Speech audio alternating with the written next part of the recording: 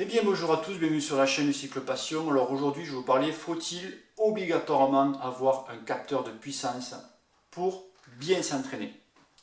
Allez jingle.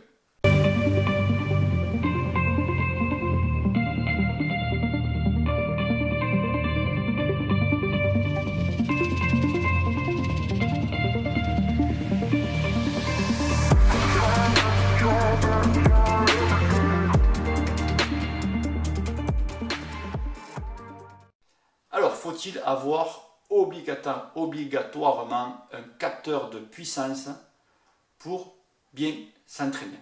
C'est-à-dire pour voir ses watts. De toutes les matières, c'est la ouate qu'elle préfère.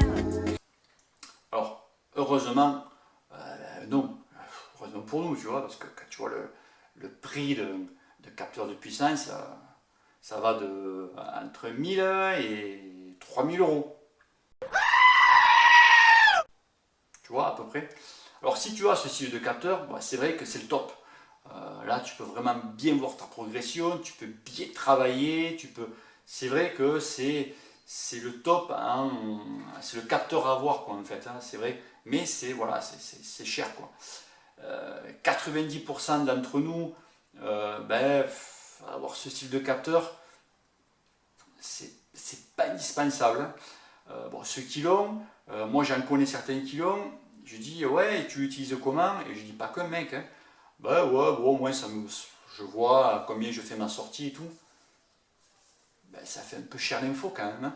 C'est quand tu investis au moins minimum 1000 euros dans ce style de capteur, et juste pour que tu vois à combien tu as fait ta sortie ou à combien tu es monté, ça fait cher l'info quoi. Je sais pas moi, style si ton banquier il te prend 1000 euros ou 2000 euros pour que tu puisses consulter tes comptes, tu vas crier au scandale, tu vas dire espèce d'escroc, tu mis une tarte le mec, tu vois. Terminé. C'est un peu ça. Tout ça parce que tu veux ressembler comme les pros quoi. Alors les pros justement, eux qui utilisent ce style de capteur depuis des années, c'est pas que monter, c'est pas que s'entraîner, il n'y a pas que ça. Le capteur il a d'autres avantages. Les mecs quand ils font style une étape quoi, une course, après ils vont analyser les erreurs qu'a fait le cycliste. Tu vois là, tu as trop mis de watts, sachant que derrière tu as une descente que tu pouvais récupérer, etc. Tu as un plat, il y a plein de trucs comme ça. Voilà, ils analysent toute la progression de ta course. Et donc, tu vois, c'est pas que ça. Toi, tu le fais pas. Okay, parce que tu sais pas, si tu te mets à 150 watts là au lieu de 200 ou 250 au lieu de 200, tu sais pas. Eux, ils le savent parce qu'ils ont été formés pour ça. Ensuite, il y a autre chose que je sais depuis une quinzaine de jours. Il y a un simulateur, vous savez bien ce que je vous dis. Il y a un simulateur qui traîne. Okay, je sais qu'il y a certaines équipes pro qui l'ont. Alors je l'ai vu moi j'ai un contact moi, il m'a montré donc l'image en direct de ce fameux simulateur. En fait, tu rentres tous les caractéristiques du cycliste, donc sa FC max, sa puissance max, sa fréquence au repos, tout ce que tu peux mettre. Tu peux même mettre la météo qu'il va faire, tu vois, si demain tu vas rouler, avoir du vent, 40 km/h ou 50, nord-est, tu peux tout rentrer, tu rentres ton tracé, entrée, et bam. Et là il va te donner à quelle puissance il faut que tu roules. C'est énorme. C'est énorme. Alors, il y a une équipe qui a fait avec, donc ils ont fait une boucle, okay, ils ont fait un tracé, ils l'ont fait avec et sans. Et bien, donc avec le simulateur, ils ont gagné pratiquement 4 minutes, enfin même plus de 4 minutes, je connais conneries, plus de 4 minutes au tour précédent. C'est énorme 4 minutes, et juste en respectant ce qu'a dit l'ordinateur. Donc c'est vrai qu'entre guillemets, ce qui me fait un peu peur, c'est qu'on est un peu des robots, quoi. Tu restes un petit peu, tu rentres un petit peu comme un Froome, quoi. Tu vois, le mec il est vissé comme, ses yeux sont vissés sur son compteur, quoi.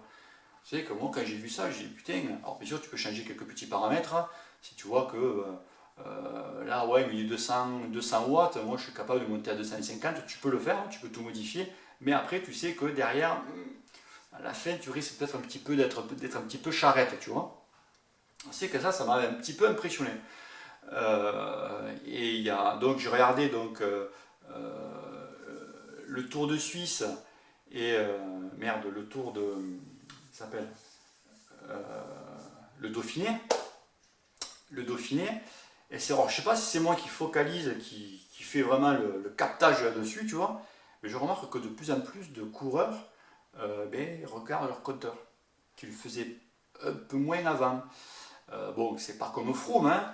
Froome, à la rigueur, il faudrait un compteur avec une caméra, tu sais, devant, mais lui, il piloterait, tu sais, carrément comme ça, tu sais, hop là, il ferait que ça.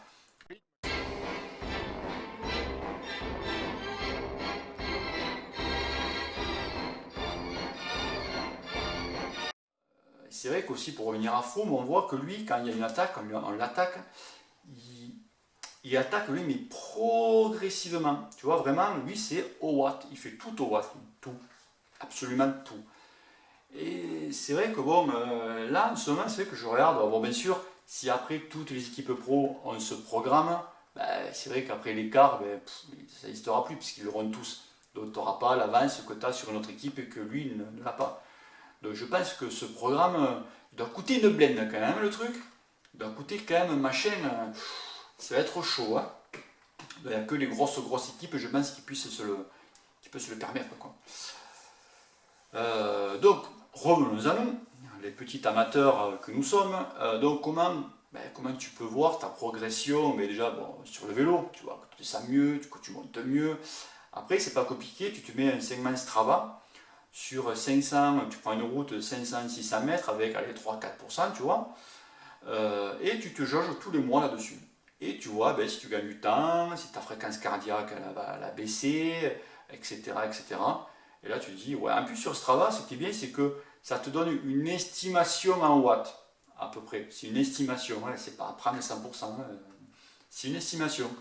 Donc je sais que c'est pas mal, des fois tu dis, ah putain, j'ai 10 watts de plus, 10 watts de moins, tu vois, c'est pas mal leur système. Je crois qu'au premium, c'est qu'au Strava Premium, tu peux rentrer, je ne m'en rappelle plus très bien, tu peux rentrer ton poids, taille, donc déjà qui te donne quand même une bonne valeur.